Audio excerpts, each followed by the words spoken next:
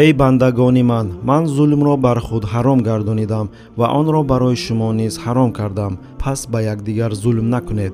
ای بندگان من، همه شما گمراه هستید جز آن کسی که من هدایت کردم، پس هدایت را از من بخواهید تا شما را هدایت کنم. ای بندگان من، همه شما گرسنه اید جز آن کسی که من روزی دادم، پس رزق را از من طلب کنید تا شما را رزق دهم.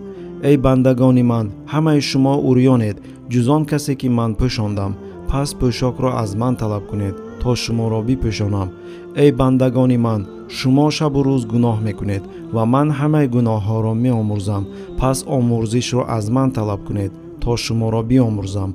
ای بندگان من، اگر شما بخواهید به من ضرری رسانید، پس ضرر رسانیده نمی توانید و اگر بخواهید به من نفع رسانید، پس نفع رسانیده نمی توانید. ای بندگان من، اگر اولین و آخرین شما انسان ها و جن ها تقوادار می شدند، این هیچ چیزی را در ملک من زیاد نمی کند. ای بندگان من، اگر اولین و آخرین شما انسان ها و جن ها فسادکار می شدند، این هیچ چیزی را از ملک من کم نمی کند.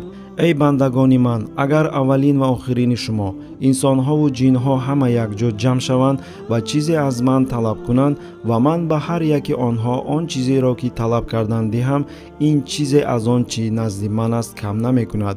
مثل آن که با سوزن در بحر شکاف کنی، چیزی از آن کم نمی شود.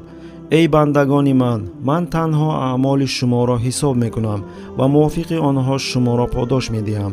پس هر کی چیز خوب انجام دهد خدا را حمد گوید و هر کی چیز بد انجام دهد تنها خودش را ملامت کند.